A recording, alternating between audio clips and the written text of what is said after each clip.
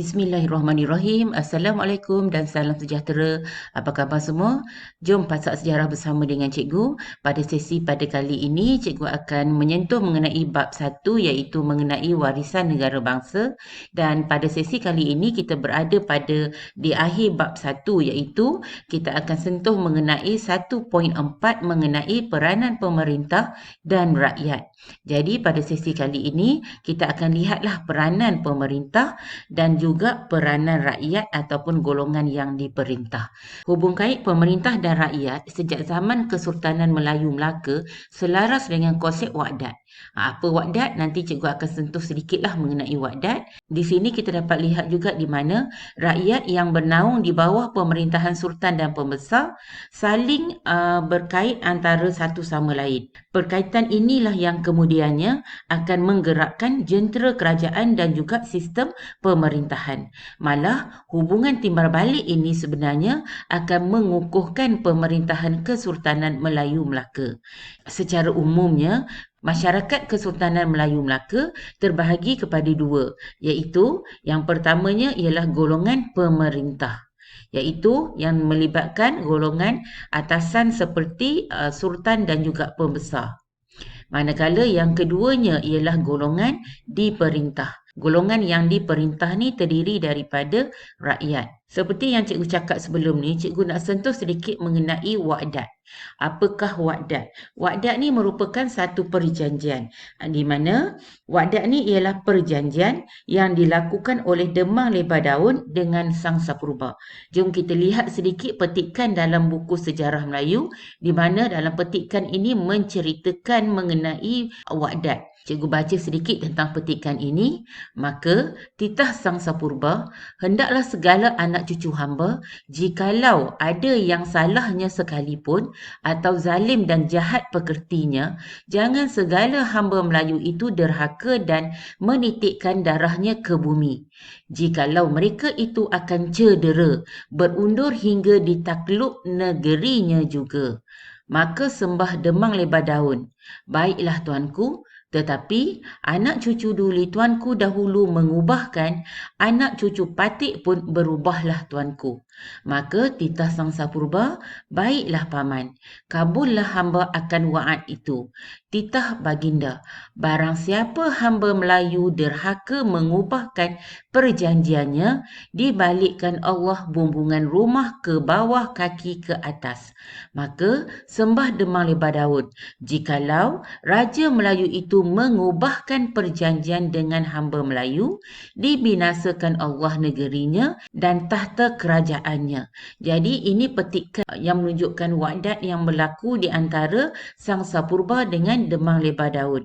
Di sini apa yang ingin cikgu jelaskan di sini daripada petikan ini menunjukkan bahawa kita sebagai rakyat mestilah taat setia kepada raja.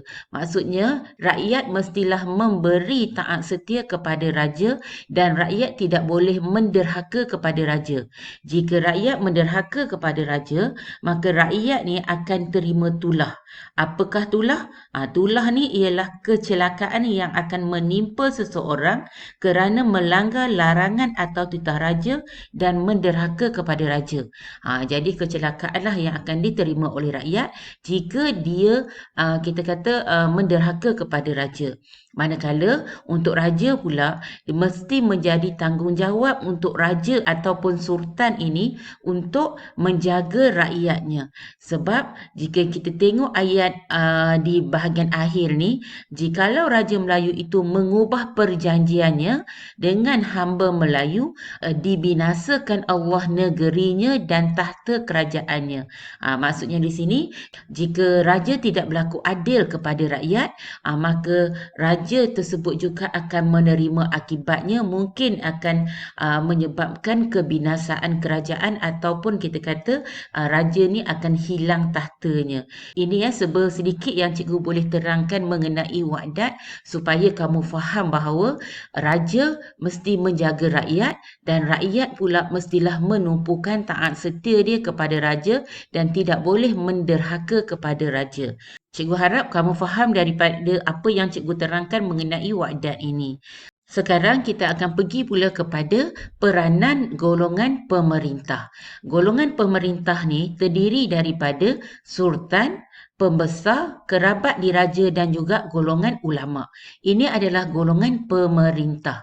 Di mana kita lihat sedikitlah mengenai peranan sultan dan juga peranan pembesar. Kita lihat dahulu kepada peranan sultan. Apa peranan sultan? Yang pertamanya, peranan sultan ialah menaungi dan menjaga keselamatan rakyat. Yang kedua, peranan sultan juga adalah untuk mewujudkan perpaduan rakyat. Maksudnya sultan ni berperananlah untuk mewujudkan perpaduan rakyat. Dan yang ketiga, sultan juga bertanggungjawab terhadap kemakmuran dan kestabilan kerajaan. Dan yang keempat, sultan telah memperkenalkan undang-undang untuk mengawal rakyat. Jadi di sini kita lihat peranan sultan yang ada di sini iaitu menaungi dan menjaga keselamatan, wujudkan perpaduan, menjaga kemakmuran dan kestabilan kerajaan dan memperkenalkan undang-undang akan membawa kepada kemajuan kerajaan ini. Kemudian kita pergi pula kepada peranan pembesar. Pembesar peranannya ialah memelihara keamanan dan juga kebajikan rakyat di kawasan pegangan. Video sebelum ni cikgu ada terangkan mengenai peranan pembesar di mana pembesar ni telah diberi kawasan untuk ditadbir. Jadi di sini peranan pembesar ni dia akan memelihara keamanan dan kebajikan rakyat di kawasan pegangannya. Yang keduanya ialah pembesar menjadi perantara antara sultan dengan rakyat. Dan yang ketiga, pembesar juga berperanan untuk mengutip hasil melalui sistem serah dan juga membekalkan tenaga kerja melalui sistem kerah. Jadi itu pembesar. Jadi antara cikgu ulang sedikit mengenai peranan pembesar iaitu dia akan menjaga keamanan dan kebajikan rakyat di kawasan pegangannya. Dia juga akan menjadi perantara antara sultan dengan rakyat. Pembesar juga akan mengutip cukai dan pembesar juga akan membekalkan tenaga tentera.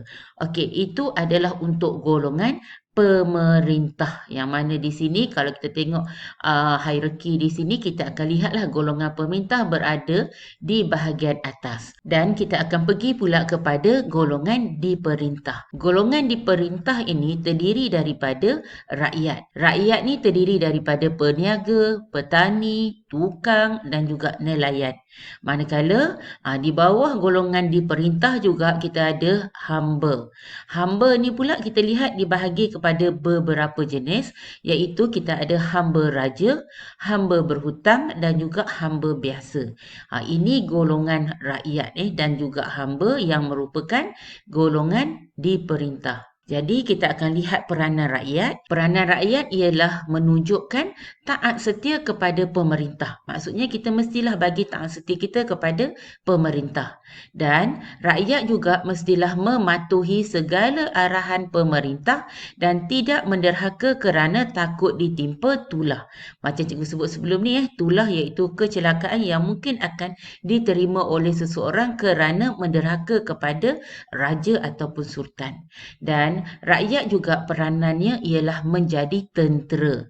Dan selain daripada itu, peranan rakyat ialah menghadiri majlis umum seperti gotong royong dan rakyat juga akan menjadi pengayuh ataupun pendayung kapal perang. Dan rakyat juga akan menyumbang tenaga kerja melalui sistem kerah seperti membina istana dan juga jalan. Ini adalah peranan yang dimainkan oleh rakyat iaitu golongan yang diperintah. Jadi secara kesimpulannya apa yang cikgu boleh nyatakan antara pemerintah dan juga rakyat ni ialah cikgu ambil daripada petikan buku sejarah Melayu di mana menyatakan rakyat umpama akar yang raja umpama pohon. Jika tiada akar, nescaya pokok tidak akan berdiri. Demikian lagi raja itu dengan segala rakyat. Jadi, kesimpulannya di sini kita boleh lihatlah di mana pemerintah dan rakyat saling memerlukan antara satu sama lain dan hubungan inilah yang membawa kepada kesejahteraan dan akhirnya menjadi ataupun membawa kepada keamanan. Cikgu harap dengan penerangan cikgu mengenai peranan pemerintah dan rakyat, kamu dapat menguasai tajuk ini Semoga usaha kita diberkati dan kejayaan milik kita semua. Jadi sebelum tu, jangan lupa untuk ikuti cikgu dalam video yang berikutnya. So, sekian. Terima kasih. Kita akan berjumpa lagi pada masa yang akan datang. Bye.